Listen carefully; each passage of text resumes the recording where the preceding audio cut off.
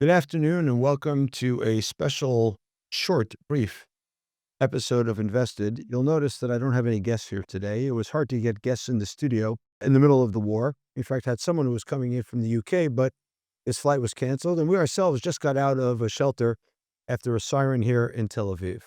But I thought I'd take a few minutes while you're at home and hopefully have time to talk about what we're seeing on the ground here in Tel Aviv and in Jerusalem and across the country.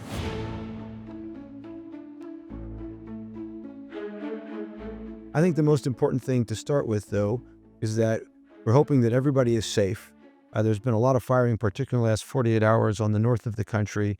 Tel Aviv continues to get rockets at the pace of 5 to 7 a day. But we should also point out that certainly the rockets coming from Iran, the number of rockets and drones has come down since the beginning of the war and the campaign. I don't want to get into here the causes for the war. That's been well documented in the public. What I'd like to talk about is something we wrote about in our annual letter, and that is Israel producing agency at scale, or people with agency at scale.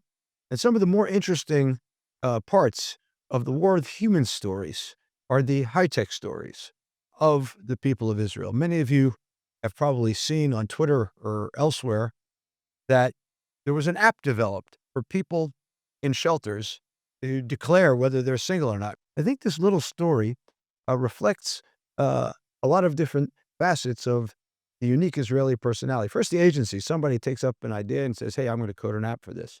Second is the importance of togetherness in the miklat, and the fact that people want to come together, find what's called in Hebrew a shidduch, so that people can find love and happiness. Even under the stress of the war, people are looking to build families, to build togetherness and couplehood. And I think that is an indicative story of both the innovation and the human values of Israel. You may have also seen weddings in underground shelters.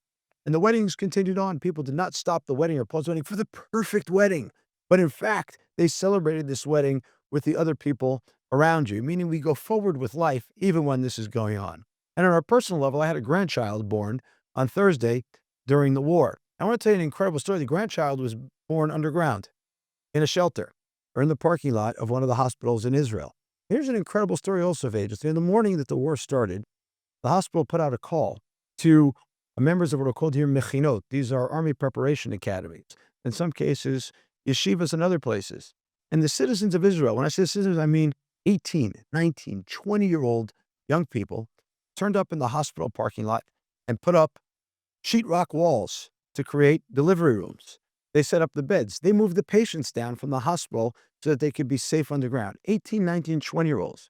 You have so many 18, 19, 20-year-olds out in the battlefield and manning the stations. And at the same time, you have other 18, 19, 20-year-olds who turned up. This is prior to their army service. They will be going to the army in order to help people be safe if they needed medical care or they wanted to deliver a baby. In fact, my new granddaughter, experienced her first siren 30 minutes into her young life. And I think what we've built in this country is a sense of resilience. And I take that up to our day job as well. So today, we had our first partner meeting since a week ago when the war started. And in the partner meeting, one of our companies came in to present. The company is growing at a very rapid rate. They're actually supposed to fly out this week, which they won't be doing probably just yet. And at the same time, customer growth continues unabated. They're working round the clock while running into shelters and taking care of their family because schools are closed to make sure that they deliver to their customers. The machine, the high-tech machine, the innovation machine, the agency machine is working here. Now, in a book that I released a few months after the October 7th war started, I suggested that the world was going to look more like Israel in the future. What does that mean? Conflict, beginning with Russia's invasion into Ukraine, after that October 7th, after that the information war on campuses. Since then, there's been Pakistan and India and the South China Sea and areas of Africa. Conflict has returned to the world. And we covered this also in our annual letter. And not only has conflict returned to the world, but people are starting to get an understanding of what they need to survive in their own countries. And Israel is a state that is a majority Jewish state, is an unabashedly Jewish state that is tolerant of its minorities, but it has an ethos, and that ethos is turned up during this war. The United States has regained that ethos as well. And as we chart our way, as we wrote in our annual letter, and I highly recommend you read it, in this entanglement between technology, sovereignty, geopolitics, and techno-geopolitics that is going to accompany us for at least the next decade, in my view, being part of a country that is resilient like Israel is, that is unified in ways in times of crisis and stress like Israel is, that produces agency at a high scale like Israel does, is going to be a big feature and not a bug.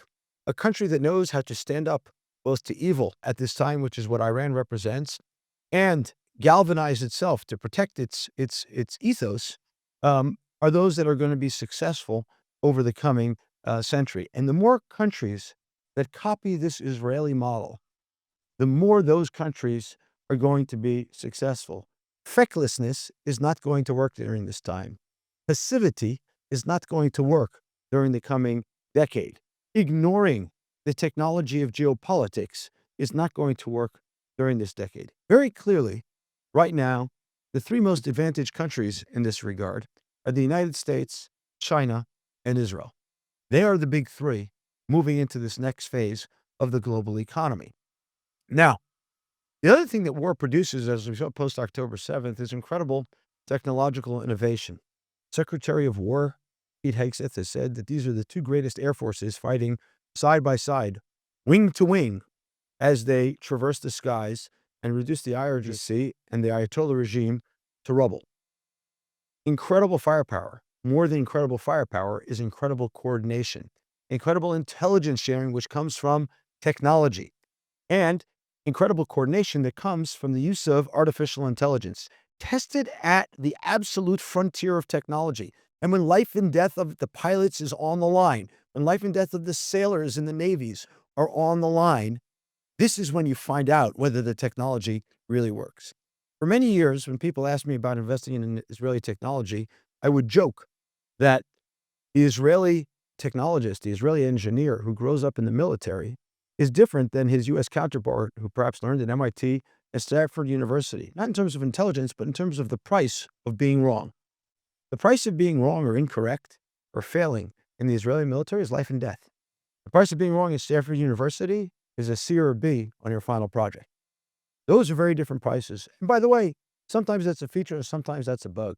But when tested at the outer limits of the abilities of technology, when you're trying to intercept drones or intercept missiles using Israel's protection of its airspace, Israel's technologically advanced missile defense system, this matters a lot. And it will matter a lot as we move from the era of SAS to the era of atoms. And that is an era that's already started 5 or 7 years ago. Those who invested 5 or 7 years ago in this are benefiting right now.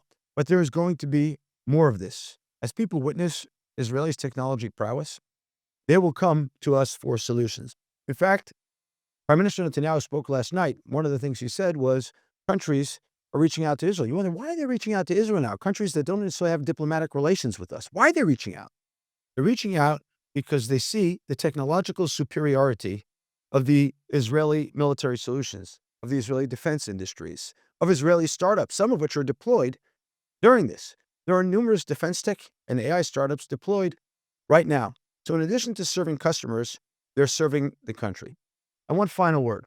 You all noticed that following October 7th, the Tel Aviv Stock Exchange was the best performing stock exchange in the world. Strikingly, since the war with Iran has started, the Tel Aviv Stock Exchange is up almost 10%. Other exchanges in the world are flat to down. And you say, what's going on? I think there's a few things going on.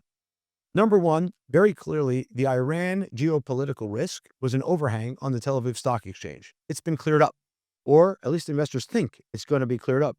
Investors who get paid to invest in the future think this is getting cleared up.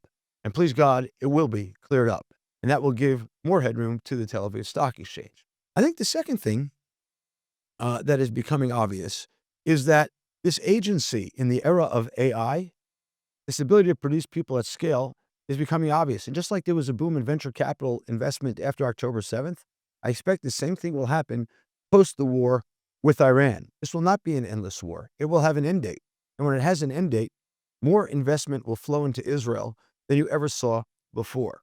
And the last thing is the following. We have come together as a nation after a fractious period. And we come together as a nation of fractious period, together with our great ally, the United States of America, two of the three most formidable technological economies on the planet. We can only begin to imagine what can happen here. I call on you, if you're outside of Israel or inside of Israel, keep investing. And if you're an entrepreneur, grab some agency and keep developing. The AI era demands it. Together, the United States, Israel, and the members of this region will produce incredible technologies, innovations, and investments that will drive the future. The future, after this war, is going to be very bright for Israel, for the United States, and for our partners. If you enjoyed this episode of Invested, please listen to our other ones and also rate us 5 stars on Spotify, Apple Podcasts, and subscribe to our YouTube channel. We'll be back with more guests as soon as the skies open up.